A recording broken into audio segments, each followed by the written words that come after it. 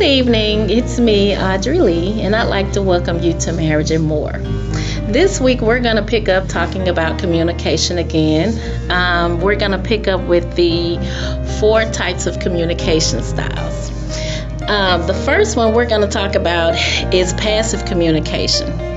And this is a style in which individuals develop a pattern of avoiding expressing their opinions or their feelings, protecting their rights, identifying, and not only identifying, but meeting their needs. Passive communication is usually born out of low self-esteem. And most of the time, those individuals feel like that they're not worth taking care of. That they don't feel worthy enough. In a lot of relationships, you'll have people that'll stay stuck in those relationships because they feel like that's what they deserve and they don't deserve anything better. And they don't have a voice. They don't speak up. And I think a lot of that has to do with knowing your identity in Christ. Because once you know who you are in Christ, then you hold value. Because, the Bible says we're fearfully and wonderfully made. Does anybody have anything as far as passive communication is concerned? Can you relate to any of those things or had any experiences dealing with that? I think it comes to what I went through for the 20 years of abuse that I was in, is you become an enabler. Mm-hmm. You make excuses. Yes. You say it's okay when it's not okay. Mm-hmm. You lie to yourself and you tell yourself it's going to change. And each year you tell yourself a false hope. Mm-hmm. And therefore you get entangled. Mm-hmm. Also, as a child, I grew up in a home. And so I saw abuse. And so to me, that is what love and family was about, was the abuse and what I saw. And so my take is a child's either taught or caught.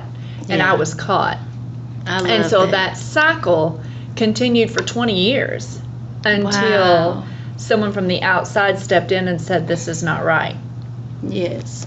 Well, was it easy for you to receive when that person stepped in and said, hey, this is not right, this is not what God intended? It took her 15 years. Wow. 15 years that she kept saying, this is wrong. This is not right. This is dysfunctional. You have a dysfunctional family. But because of what I grew up in, it was normal. This is the way life was supposed to be. Yes, definitely. And the saving grace was her. She wouldn't give up. She kept praying, and God just literally had her bring me this. It was a circle of domestic abuse. And she said, okay, I've told you everything. I prayed. She said, but here it is. Look at this and tell me how many times you see him on this circle. And it was horrendous. Wow. So that was the eye opener for me, because she had told me and talked to me until she was blue in the face, but she never gave up, and that's why I'm here today. I thank you for that. I thank you for being so transparent, because when counseling couples, it's very difficult when you have a person that's a passive communicator, because it's hard for them to receive that, like you said, I am worth it, especially when it has become a way of life and it's become a pattern for them. And old patterns and habits are difficult to break, but they're not impossible. And I know that sometimes you may have to redirect and reinforce, and I love that you said this lady never gave up on you even after 15 years, because sometimes people be selfish and they're like, you know what, I'm done. You haven't learned your lesson. And and I've heard people often ask sometimes, well, why didn't you get out when you could, or why did you stay in it for so long? And until you've been in that situation, it's easy to judge someone, and it's just like with love and people in certain relationships. It's like, it's easy to tell somebody, well, I would just leave them and I would just do this, but you don't love that person like I do. You don't have that intimate connection with them. So it's easy for you to tell me to leave. It's easy for you to tell me to walk out. So I could definitely understand how a person can get stuck like that. But God is just so awesome. He sent you a help. And the reason that most women stay is the fear of the unknown. They know what's going on there. Yeah. They know how they're going to be talked to, mistreated, and all that. They know what's there. Yeah. And to them, that's still security. Exactly. It's still something familiar. it's what's on the other side they don't know. So the fear, which is false evidence appearing real, like you said last Yes. time, that's what holds them in that position. And you know what that reminds me of in the Bible when it talks about the children of Israel when they got in the wilderness and they was like, we could have just stayed in Egypt. You brought us out here to die. We was eating leeks and we had this and that, you know, doubting the process. Because at the end of the day, it's about control. And you have to learn how to relinquish control and give control over to God. Because for me, it was hard, but God really showed me myself that I have control issues and I have a problem with God leading me and directing me, you know, and fear of the unknown. But it's like when you know what's going on, and even those people in those situations feel like they're in control in a sense, because I know what's going on, I know what to expect, but if I go over here, I don't know what I'm gonna get. Not realizing that there's healing on the other side, that there's deliverance on the other side, that you are worth it, and that you deserve to speak up for yourself. You deserve to have rights. You deserve to be loved, and you deserve to be treated the right way. The passive communication definitely has an impact on you and the people around you, especially when you have children, because it brings about anxiety, because they don't never know when something is going to come up, especially in a situation like an abusive relationship, because you grow up sometimes being afraid. You know, I grew up in a house where my mom experienced that, and I was like, I never wanted that for my children. And I would also be nervous and, like, oh my God, are they gonna fight tonight? Because my mom, she would hold on, don't get me wrong. She didn't play around, but still, when you grow up around that kind of stuff, it does impact you. It also starts to bring up resentfulness, bitterness, depression, and then you start to feel confused because you're ignoring your own feelings. You're not regarding your feelings. And sometimes people disregard their feelings for so long, they don't even know what their feelings really are anymore. You become numb. Yes. And go through the motions. Yes, exactly. Because it's like, I'd rather just not feel anything versus me feeling that pain. I'd rather not deal with conflict and confrontation. I'd rather just go through the motions and skate through it. And we also talked about aggressive communication.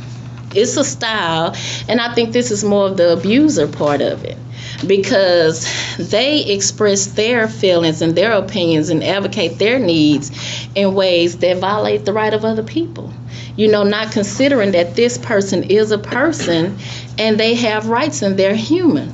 But all they can think about is my needs and what I want and what I have going on. Me.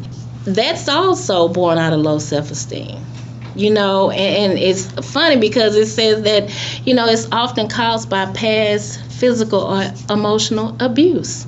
So it's like the cycle repeating itself. And thank God for His grace and His mercy where those cycles can be broken. But when you have those type of things growing in you, you carry those over into relationships as well.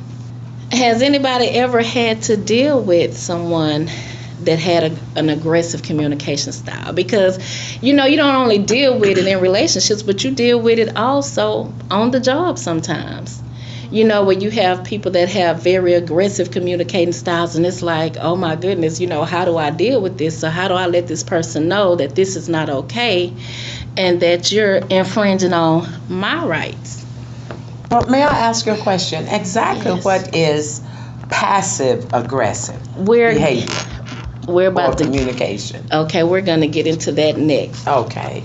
Passive aggressive communication is a style in which individuals appear to be passive on the surface, but they're really acting out in anger in a subtle or an indirect way or behind the scenes, which means that they kind of, appear to be, kind of soft-spoken or whatever, but they'll make little comments on the sly, or they'll just act out all of a sudden, and you're like, wow, where did that come from? I didn't even see you had that in you. Whereas the aggressive person, what you see is what you get. It's like, I'm showing you exactly what I am. You have to watch the passive aggressive person, because they'll try to quietly disrupt the system while smiling and appearing to be cooperative. I mean, you have some people that'll smile in your face but really be trying to sabotage you behind your back. You really have to be mindful of that. And it's sad if you have to live in a home like that, living with somebody like that. So Audrey, you're saying that the passive communicator will not take responsibility for how they feel. They don't realize how they feel. But the passive aggressor, a passive aggression, they understand that something is going on. They are reacting to it, but it's not in the appropriate way. Exactly. Okay. It's not in a healthy way. It's All not right. in a healthy way. And I'm glad that you brought clarity to that, because here's the thing, the two mix together, because remember, the aggressor get their needs met by any means necessary. Right. And then you have the passive person that just feels like it's no hope. But when you have those two combined, that is a bad combination, because you really don't know what you're going to get. Okay. But when you have passive and you have aggressive, you pretty much know what it is. But I think that's exactly when they're together, that's definitely a dangerous combination, because their behavior is like all over the place. Because you have some people that are passive. Have you ever seen people where they start kind of muttering to themselves and mumbling versus just confronting a person, whatever? I don't know who she thinks she talking to, but she got the wrong one over here. Instead of just saying, look, I have a problem with you. I don't appreciate the way that you're talking to me, and I feel very disrespected. That's being assertive. I'm not disrespecting you. I'm not infringing on your rights, but I'm letting you know that you're infringing on my rights, and I don't appreciate it. Another thing that they do, they have difficulty acknowledging their anger. It's like, what are you talking about? I don't have a problem. Also, like I said, they use the sarcasm. They are in denial about it even being a problem. They appear to be cooperative while purposely doing things to annoy and disrupt. And I've experienced that in the classroom. With certain students, when they just, it's like, what, miss, what am I doing? And they're tapping on tables and, tapping pencils and clicking pens and, just to get some attention. Negative attention. Exactly. They would rather have negative attention than any positive attention, because they've never had that. Exactly. Right. And the it's almost like a druggie. They have to have that next fix. But the way that they've learned to get their fix is through all the negative emotion and negative attention that they've drawn to themselves. Because negative attention is better than nothing. Yes, it is. Also, the impact that it has on people, it's really sad, because they become alienated from people around them. Family members, people that can help, they remain stuck in a position of powerlessness. It's like they know that it's a problem, but they don't have what it takes to come out of it.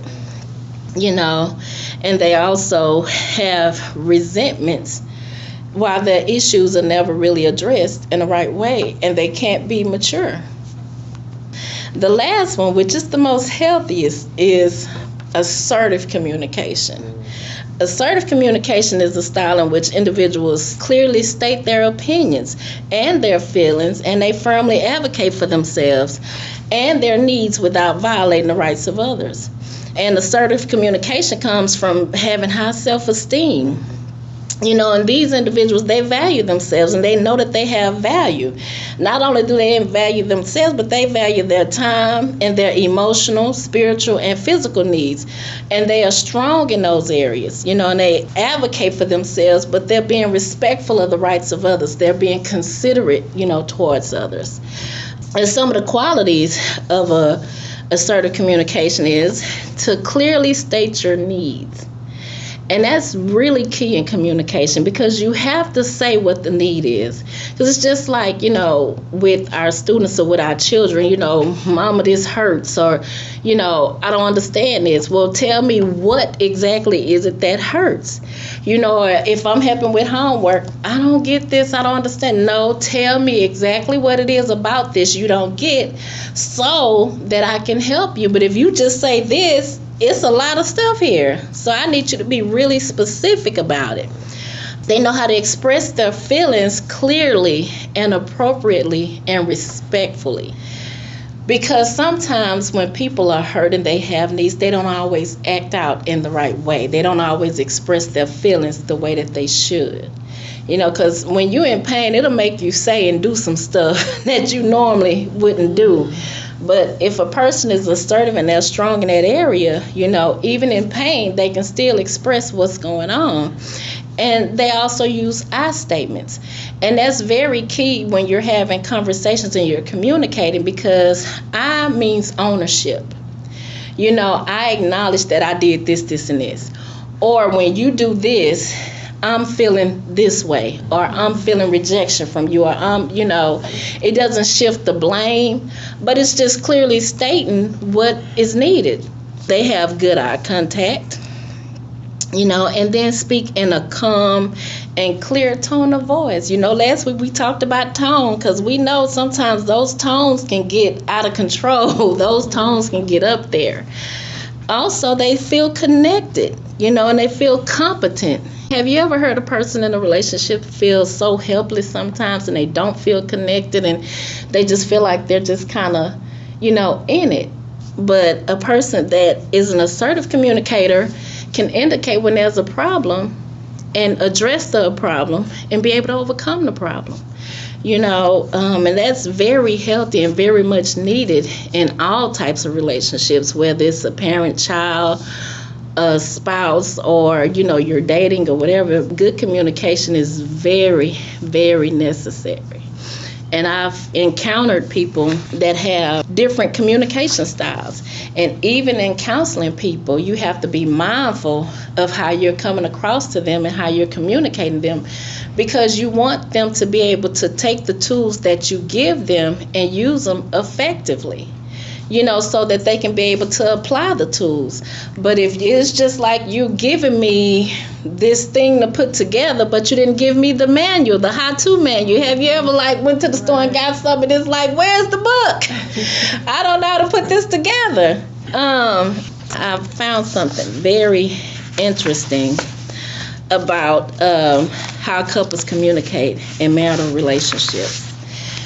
It's called hot and cold communication styles. You have the person that's hot. They believe in communicating right now. I don't want to wait until this is over. I want to deal with this now.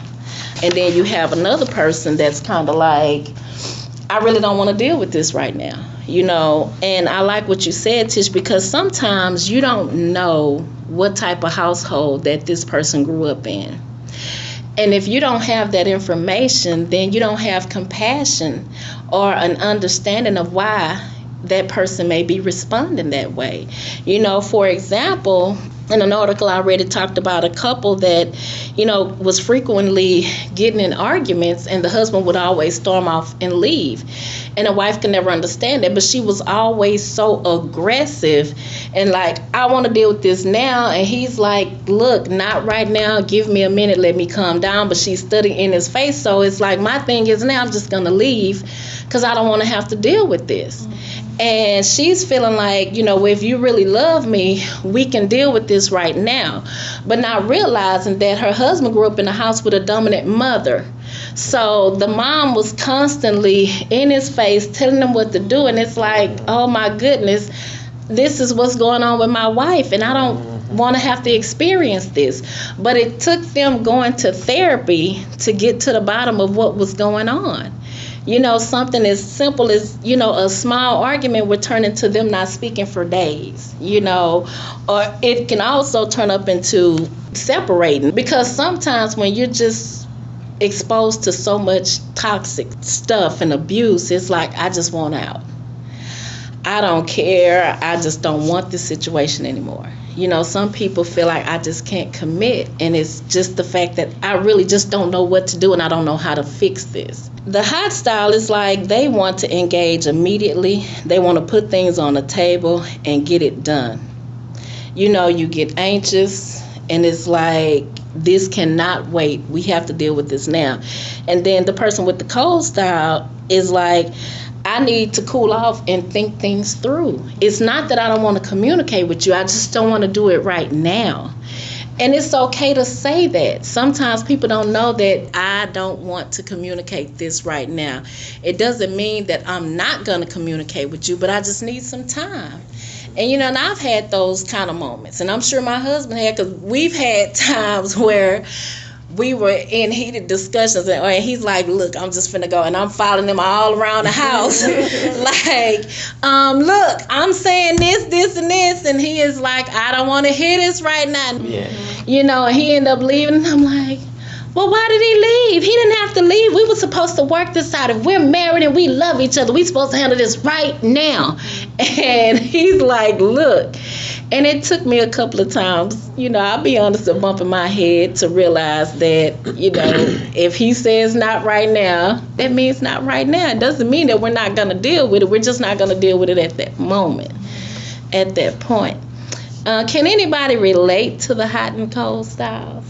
I can. Like with me and my husband, a lot of times if he brings up something and we're having a discussion about it, I get defensive and my voice tone gets louder, and he's like, talk calmly. And it's because for me, a lot of times I need time to process what you're saying and gather my thoughts, because I'm not just quick with it, but he can just come with whatever ideas and thoughts, and it's mine and I need to process it. So we would have to sometimes just separate and say, we'll think about it and come back and talk about it when both of us have thought through the problem and how we want to address it. Which is really good, and I'm glad that you shared that, because like I said, it took me a long time to get it. I was like, Lord have mercy. I just couldn't understand it. We kept clashing.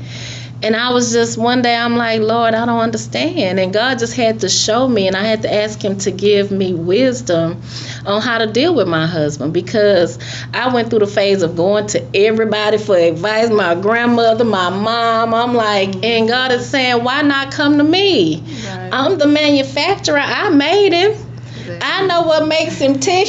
I know what calms him down. You sitting up here calling all these folks, and you didn't come to me.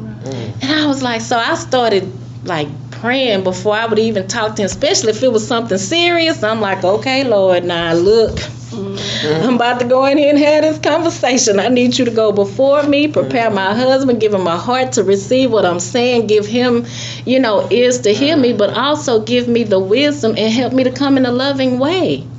Because if you can come from a loving standpoint or position, I think even if it's a heavy topic, it can be dealt with and it can be received better versus somebody feel like they're being attacked.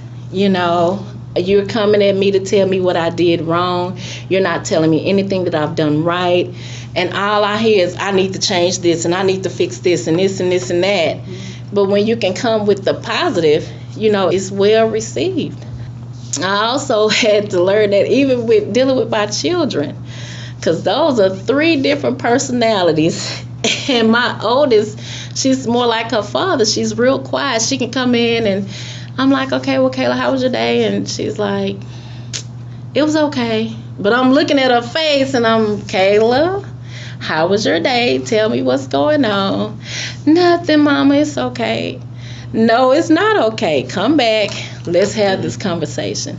And it's like she's reluctant at first, but then when I finally kind of get her to loosen up and she gets out what her issue was, and then she's like, Mom, I'm so glad you had me to just sit down. I do have problems expressing my feelings. And I teach her early that you need this.